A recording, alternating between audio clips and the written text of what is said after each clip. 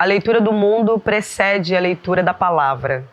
É preciso que a leitura seja um ato de amor.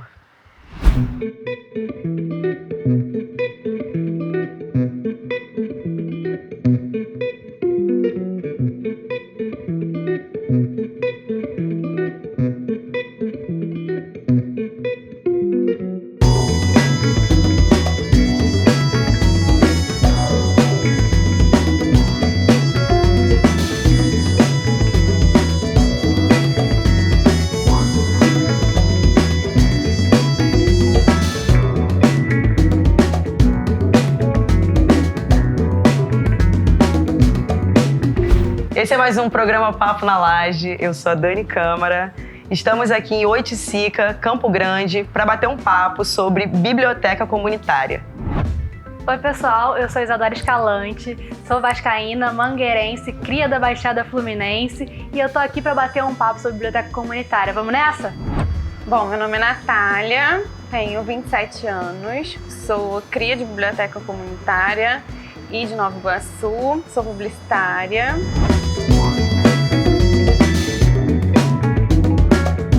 Nosso papo hoje é sobre biblioteca comunitária, um movimento que acontece em Nova Iguaçu, e eu estou aqui com a Isadora e com a Natália para falar um pouco como acontece esse movimento hoje.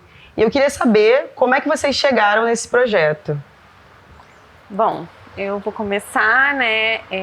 Eu comecei no projeto como leitora, né? Então, eu tinha mais ou menos em 5, 6 anos de idade, assim, e tinha uma biblioteca próximo da minha casa, que era a Biblioteca Comunitária Paulo Freire.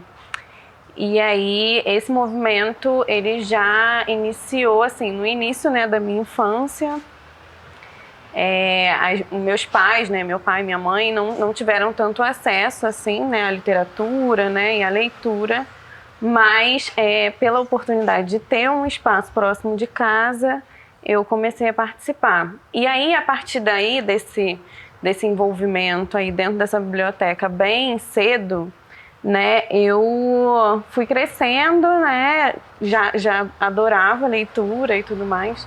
E muitas pessoas acreditam que assim, você com 5 anos você não lia os livros, né? Mas na verdade as crianças também leem com 5 anos, né? Porque elas podem não decodificar as palavras, mas ler, ela lê, né? E aí eu comecei nesse movimento assim bem cedo, quando eu fui adolescente e tudo mais, né? Sempre indo para o espaço da biblioteca, participando das atividades e tal.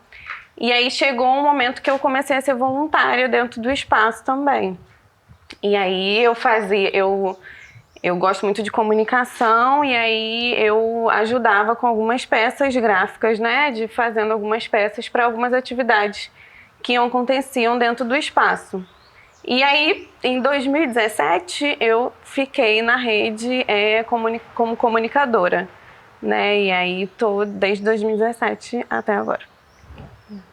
Então, o meu movimento é um pouquinho diferente da Nath, porque eu sempre quis, né, assim, na verdade, desde que eu comecei a fazer biblioteconomia, né, lá na universidade, né, na FRJ, eu queria montar uma biblioteca comunitária no bairro em que eu morava, porque eu fiz um projeto de extensão lá, que chamava Biblioteca Céu Aberto, né, e aí eu me apaixonei porque eu vi a transformação que a leitura fez nessa vila residencial da FRJ, né? E aí eu falei, poxa, eu preciso disso. E eu já tinha contado histórias para crianças já antes, em hospital, né? Em outros projetos sociais também, no centro do Rio. Eu falei, bom, eu preciso levar isso tudo que eu tô aprendendo aqui na faculdade pro bairro que eu moro, porque não tinha nada, né? Eu moro em Nova Iguaçu, no bairro Kennedy. E aí, bom, comecei a pesquisar outras iniciativas, né, de bibliotecas comunitárias para saber como que isso acontecia, porque por mais que eu seja bibliotecária e saiba como funciona uma biblioteca comunitária, tenha expertise para isso, né, a gente não faz esse movimento sozinho. Movimento mesmo não se faz sozinho, né, é coletivo. E aí, pesquisando, eu falei, poxa, já tem 10 bibliotecas aqui em Nova Iguaçu? Como assim? Eu não conheço essas bibliotecas. E aí eu fui atrás, né? Aí eu mandei mensagem lá na rede social da Baixada Literária, né? E aí eu, conversando com as meninas, né? Falei, não, quero ser voluntária desse projeto, né? Desse movimento e tal. Isso foi em 2018. E aí eu entrei já como voluntária e comecei a montar a biblioteca, né? Que eu estava sonhando tanto. E aí tive o apoio, né? Toda a parceria dessas mulheres, né? Que já eram a maioria na equipe, para montar a biblioteca comunitária. E isso aconteceu logo em 2018. E em 2019 eu sou convidada a ser bibliotecária oficial da rede, né? E tô aí desde então. Foi assim que começou. E como é que essa rede está articulada hoje? Bom, a rede hoje ela está com 20 bibliotecas, né? Então você vê que em 2018 ainda tinham 10 bibliotecas, né? E aí começando com 12 já em 2019 e cresceu. E hoje com 20 bibliotecas, assim, a gente está em 7 URGs, né? 7 unidades regionais de governo, que é assim que é dividida Nova Iguaçu, né? Por unidades regionais de governo.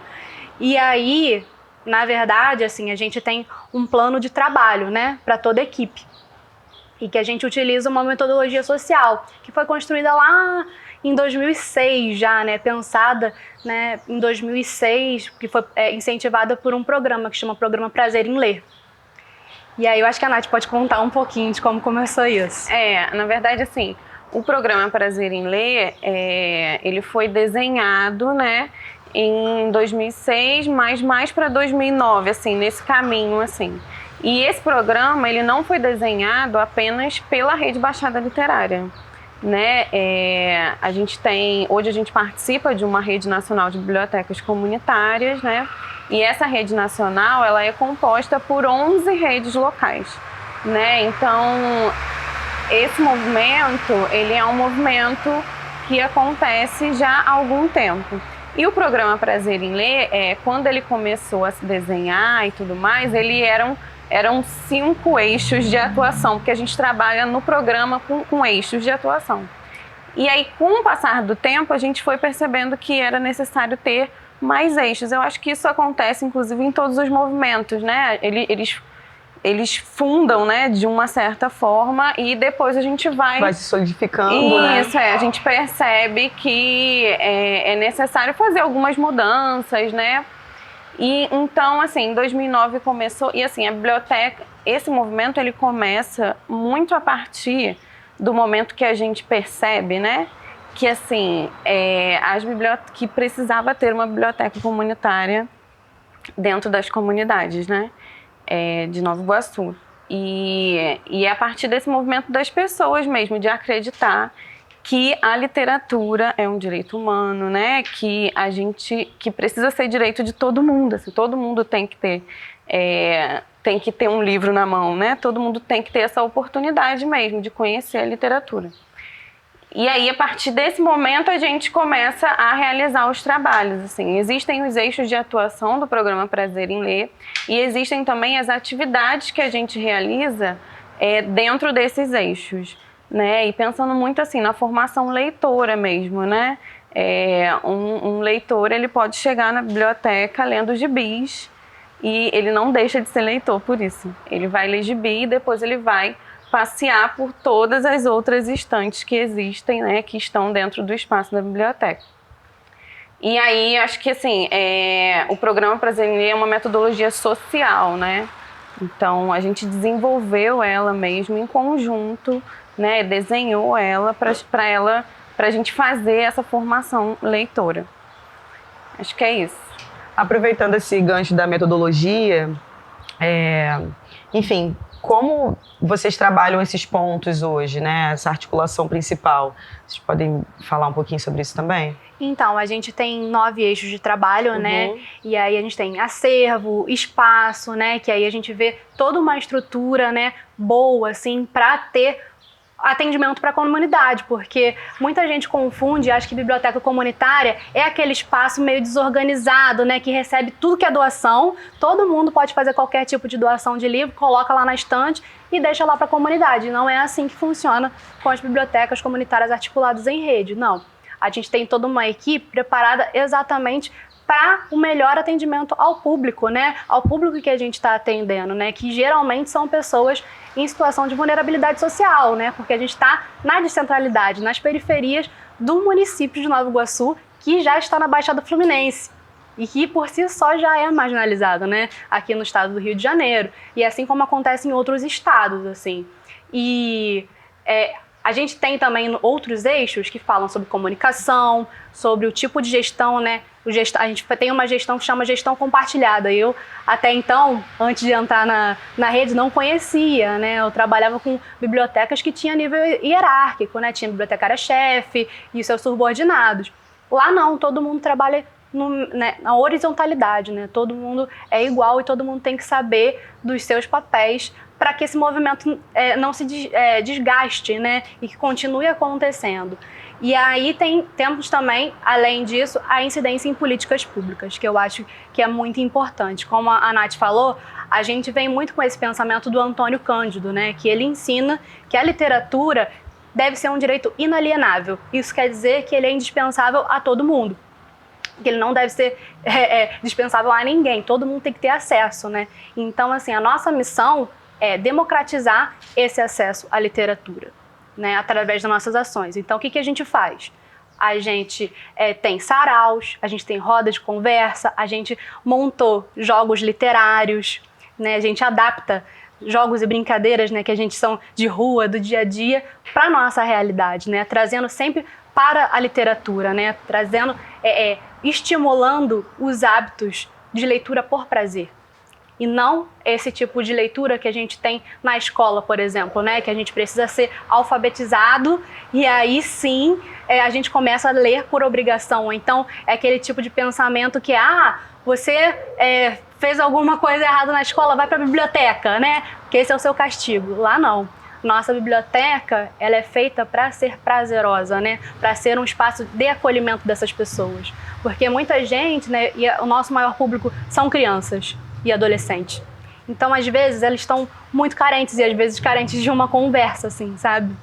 E é a partir disso, né, que a gente vê como que a desigualdade no Brasil, ela aflige tanta gente, né, a maioria da nossa população, né? Então, eu acho que a gente vai trabalhando nesses eixos que eles se conversam, né, muito, porque a gente tem aí a comunicação comunitária, né? A gente tem a incidência política, a gente tem a articulação com outros parceiros, né? E aí a gente tem outras empresas, os órgãos públicos que a gente conversa e precisa conversar para que esse direito chegue, né, nessas comunidades, né? E é isso que a gente... Para isso que a gente luta tanto, né? E fica articulado, né? E tem tantas formações nesses anos todos. Eu vejo vocês apresentando aqui o projeto, né? Eu vejo esse espaço como um espaço muito vivo, né? Não esse formato de biblioteca que a gente conhece, que você tem que estar ali em silêncio, né? Que você não pode fazer muita coisa para expressar suas emoções, seus sentimentos ali, né? Porque é isso, a leitura, ela mexe com a gente, né? Então, é interessante e importante ver como vocês vêm costurando o projeto para fazer com que ele seja atrativo para a comunidade mesmo, né? Entendendo que é um direito, que a leitura é um direito e que esse espaço ele precisa ser um espaço de todos, né? Um espaço onde acolha de fato a comunidade. Quando você falou da biblioteca, é um espaço vivo, né? Quando ela estava falando, eu me lembrei disso também, assim, que acho que a gente, dentro do espaço da biblioteca, a gente está dentro desse espaço que é completamente vivo, assim. Você não chega dentro do espaço da biblioteca e você escuta alguém dizendo para você, fique quieto, silêncio, né? Pelo contrário, assim, a gente está sempre em movimento dentro do espaço. E aí, tem pessoas que às vezes chegam inicialmente, né, dentro do espaço, falam, poxa, que bagunça, que gritaria, né? Esse movimento, assim, o pessoal falando o tempo todo. E aí a gente sempre fala, assim, que aquele é um espaço que a gente atende, né, as crianças, né, os adolescentes e tudo mais, mas é um espaço que ele é vivo porque a literatura também é viva, né? Você não vai ler um livro, a gente fala tanto que a leitura faz a gente viajar por vários lugares, eu acho que é por isso também que é um ambiente vivo, né? Porque, e é engraçado porque como eu venho de biblioteca comunitária, eu sempre estive nesse espaço vivo. E aí quando eu fui conhecendo outras bibliotecas, eu percebi que aquele ali realmente era o meu espaço. né? Porque eu não me identifiquei com os outros espaços das bibliotecas, assim, a biblioteca universitária, eu não conseguia me identificar com o espaço, porque lá eu tinha que ficar distante dos livros, né? Quando eu escolhi um livro, porque tem isso também, né? Quando a gente chega na biblioteca comunitária, a gente tem uma organização, sabe? As estantes estão organizadas por gêneros, né? Não é aquela bagunça que todo mundo acredita. O acesso também é mais difícil, O acesso né? é mais difícil, Mais que você tem que burocrático. pedir a bibliotecária para pegar o livro em tal, né, lugar da estante, né? Você não tem o acesso mesmo ao livro. E na biblioteca comunitária você chega, você passeia por todas as estantes, você pode folhear os livros, até mesmo para se encontrar, né? Se é aquele livro mesmo que eu quero levar.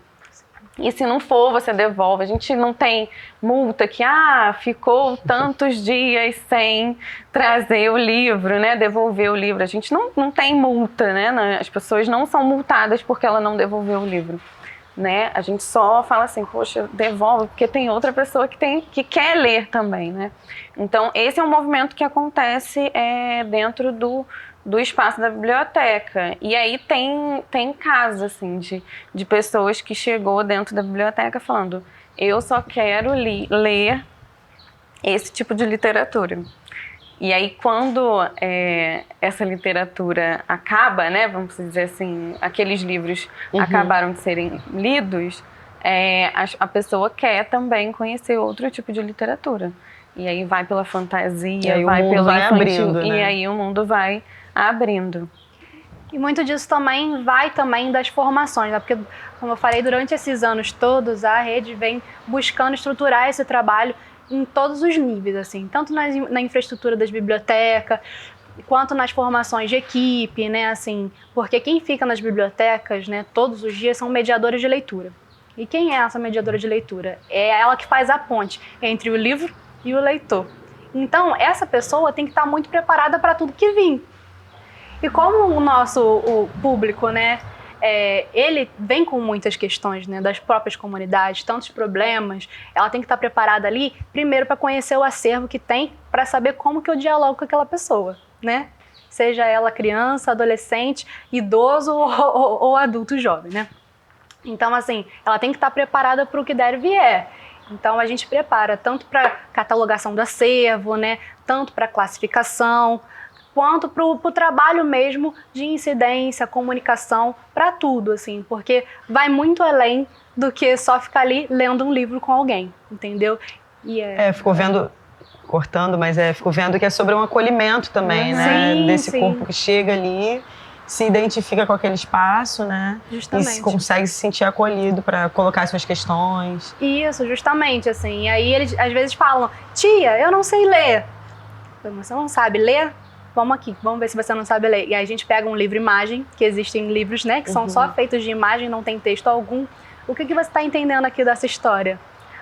E eles vão contando a história, né, página por página, e no final chegam a concluir o pensamento. Isso é leitura pra gente. É como diz Paulo Freire, né, a leitura de mundo. E saber aplicar aquilo que ele está lendo no cotidiano, né? Buscar aquela informação também ali através de uma conversa.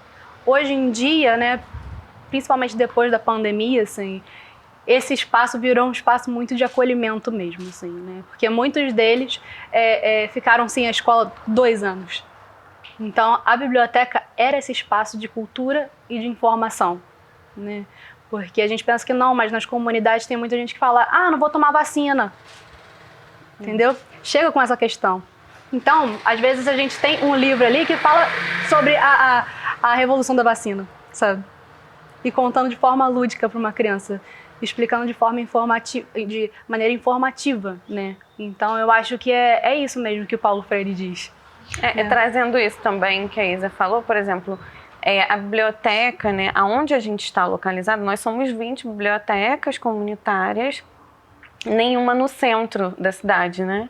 E aí a gente está em espaços que muitas das vezes a biblioteca é o único equipamento daquele bairro.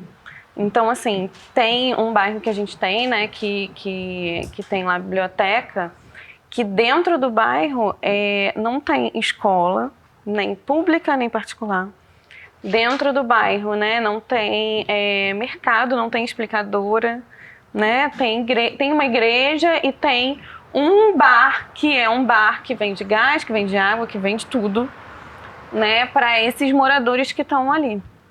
E aí a gente percebe que, assim, além de ser o único equipamento, é o espaço onde os moradores se sentem pertencentes também. Então, assim, e isso faz parte do movimento do enraizamento comunitário, que aí vem uma parte do outro eixo que a gente tem. E aí o enraizamento, a gente pensa que a biblioteca, ela não é só um espaço das pessoas que estão fazendo a mediação de leitura, que estão fazendo a comunicação, que estão fazendo, né, a catalogação e tudo mais, né? A biblioteca também é da comunidade. E eles acreditam mesmo, e eles têm que acreditar de que esse é o espaço deles. Então, assim, todo o movimento de... a gente tem muitas dificuldades dentro das bibliotecas, né? Não é um mar de rosas, assim. Eu acho que todo projeto social é difícil mesmo, porque a gente precisa de financiamentos e tudo mais. E aí, quando a gente faz um movimento dentro do espaço da biblioteca, a gente vai fazer uma rifa. A gente vai fazer, sei lá, uma festa para conseguir um recurso para pagar a conta de luz, para pagar a água, né? Para pagar tudo isso. E eles se envolvem mesmo como se esse espaço fosse deles, assim. E aí eles entendem também que ali não é um espaço que eles não precisam, assim, não é um espaço que eles só vão e voltam para casa, né? É um espaço que faz parte da trajetória deles também, tem né? Um envolvimento, tem né? Um envolvimento muito grande, assim, da gente, vamos se organizar, assim. Tem gente que chega na biblioteca e tem lá o acervo, né? E aí tem 5 livros, né, de uma coleção, só que tá faltando um livro, sei lá. E aí eles falam, não, vamos tentar se organizar, fazer uma vaquinha, um pouquinho daqui, um pouquinho dali, e a gente vai conseguir comprar um livro que esteja faltando dentro dessa coleção ou dentro dessa biblioteca. Então, esse é um movimento que a gente faz, assim, a gente faz porque a gente acredita que esse espaço é deles mesmo, que eles precisam utilizar, né? Então, eu preciso me reunir com alguns amigos para a gente movimentar alguma coisa, para fazer um trabalho, né, para se organizar. E também tem essa questão de, assim, esse espaço ele só existe dentro da comunidade porque a gente sabe que ele é essencial. Eu sei que vocês trouxeram aqui pra gente um material, né, para mostrar. Sim, sim. Além dessa blusa aqui, ó, vocês podem ver que a gente trouxe aqui algumas flâmulas, né, que são feitas artesanalmente. A gente escreve frases de autores iguaçuanos aqui, né? E faz as flâmulazinhas. Outro produto que a gente tem é essa bolsinha, olha. Que na verdade é um caça-palavras. E aí dá pra você caçar as palavras envolvendo literatura, né? Claro. Que vai junto com uma caneta também de pano, né? E aí, assim... É isso. Esses são alguns dos produtos, mas depois vocês podem conferir nas nossas redes sociais. A lojinha, faça pra gente como é que a gente pode encontrar. Então, tá lá no nosso Instagram, né? No @Baixada Literária. Aí é só acessar e encomendar conosco. Já tá tudo disponível. Bom, a lojinha funciona porque a gente tem exatamente esse problema de políticas públicas mesmo, né, voltadas para que esse movimento seja mais forte e firme dentro das comunidades. E como é que vocês estão articuladas, além da lojinha, para fazer esse movimento de melhora mesmo? Então, eu acredito que o maior desafio das bibliotecas comunitárias é a sustentabilidade, né? E assim, como a gente falou que a literatura é um direito, ela precisa estar acessível a todos, é através da política pública que ela vai chegar, né? Então a gente luta para isso. E nessa perspectiva, entendendo a literatura como uma política pública, a gente luta por ela incidindo, né, em várias instâncias, né? A gente está aí com a RNBC a nível nacional e a gente tem aqui a nível estadual a REB-CRIO também, né, que é a Rede Estadual de Bibliotecas Comunitárias. E em Nova Iguaçu, esse movimento vem desde 2011. Em 2014, a gente conseguiu aprovar, né, o PMLLB, que é o Plano Municipal do Livro, Leitura, Literatura e Bibliotecas, que a gente tem muito orgulho de falar dele, porque nós somos o primeiro município a aprovar em lei esse plano com dotação orçamentária. O que isso quer dizer? Que não é apenas um plano que tem metas estipuladas, né? Que é como um plano, ele tem uma previsão que vai ter um orçamento para cada ação que tiver ali, né? E isso é lei. E aí a gente luta para quê? Para efetivar essa lei.